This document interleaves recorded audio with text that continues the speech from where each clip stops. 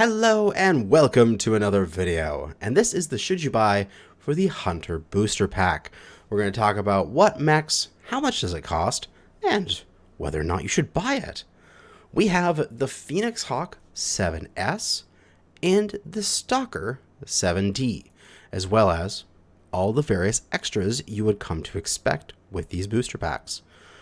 It is the standard price, 20 USD, which is going to get you the Phoenix Hawk 7S special variant with 30% C-Bill boost, a standard variant, and 2 mech bays, as well as the Stalker 7D special variant with the C-Bill boost, the standard variant of it, and 2 mech bays for those.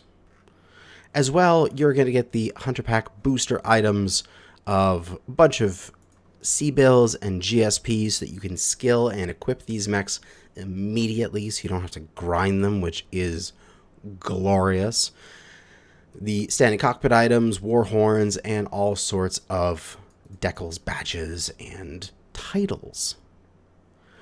Now, as well, we got the early adopter rewards, and as normal, they expire after the pack comes out, so you can see if the pack is entertaining, whether or not you actually want to get those mechs based on various content creators, and then make the decision, which gives you an additional 200 GSP, allows you to level up that other mech that you don't want to do, something else you purchased from getting all of the C-Bills from your 30% C-Bill boosts, and just get it working immediately. Exclusive bolt-ons, we'll take a look at those. So for the Phoenix Hawk here, there's the standard thing. We can see the little bolt-ons on it. It's kind of got like, is it like little jet packs on it? I'm not really sure what those are. They kind of look almost like are they jets or are they cameras, or I'm not sure. These ones don't really strike me that well. They're okay, but honestly, if you just showed me this image and say like this is the Phoenix Hawk, I would have gone, oh, okay, because I can't remember what the Phoenix Hawk looks like down to that fine details. And it don't really do anything fun to it for me. Where comparatively, the Stalker here, I love the look of this one. It's got that camo net draped over it. It's got the little dinghy and various stuff stuck to the back of it. It's a motorcycle. This guy's taking his Stalker to the lake on the weekend kind of feeling. Oh man, I the little dinghy is weird, but I could see this Stalker as like the guy has parked it in a bog and it's like up to its neck in the water, and he just rows his little boat out to it and crawls inside, and he's sitting there on point, shut down, waiting for someone to walk by. This bolt-on allows me to come up with a story, and it's cool, and I like it. Where the other one's just like extra bits that look like they're the exact same thing it already has. So Phoenix Hawk, meh. Stalker, damn, that's awesome. So I definitely want to get these for that. Now, moving on from that, of course, you also get the hanging items, additional C-Bill boost, so you can get those mechs to 35% instead of 30%. We'll take a look at the stats of these. Of course, these variants, well, not variants, but these chassis exist in game. So if you already have one of these that has similar hard points, you could probably do that build on this mech.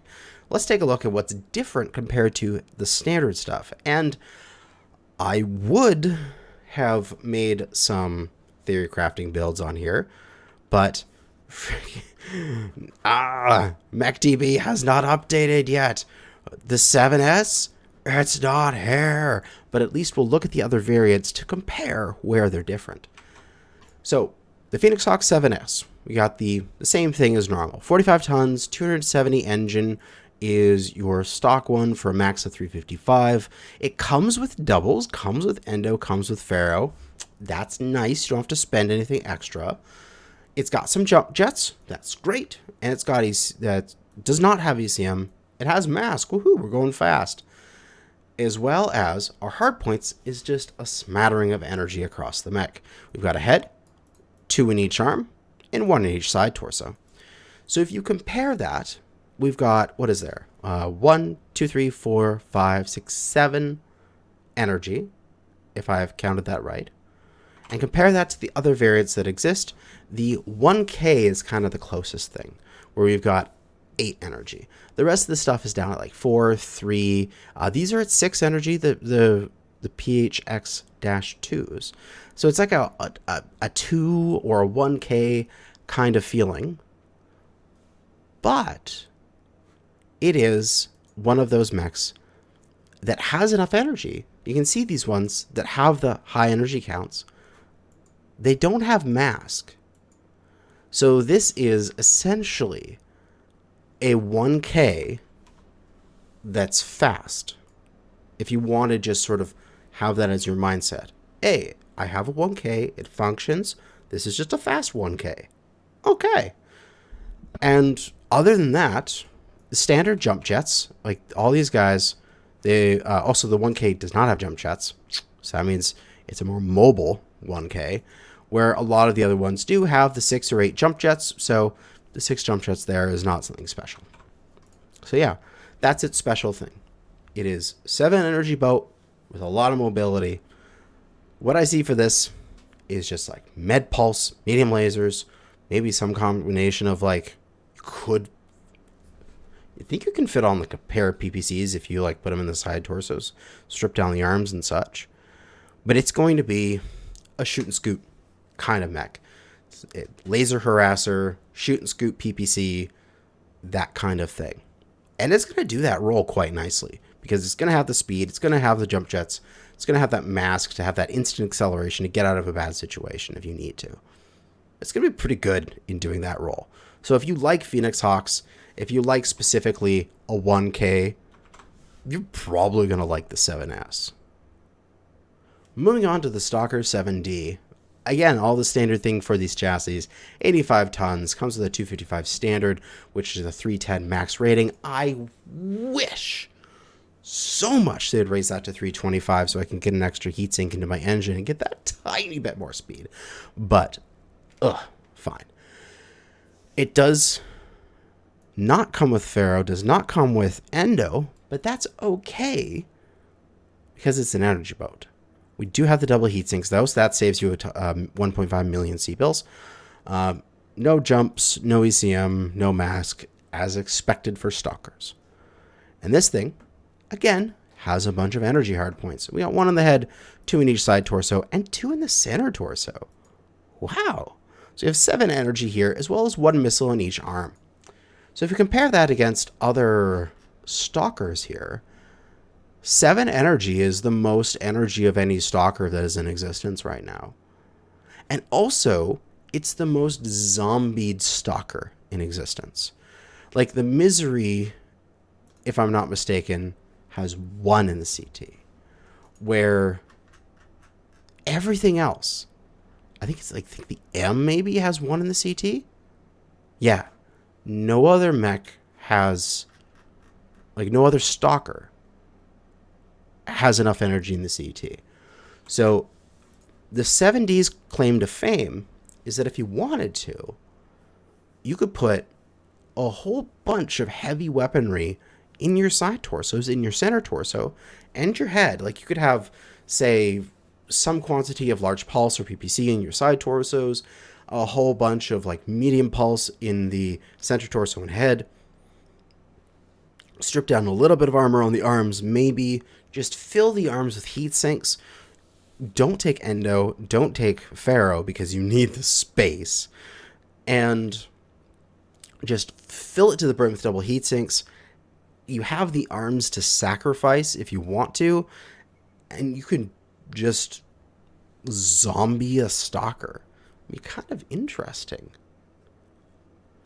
So that's the only thing I can think about it for, is like the most interesting build that it can do that the rest of the ones can't.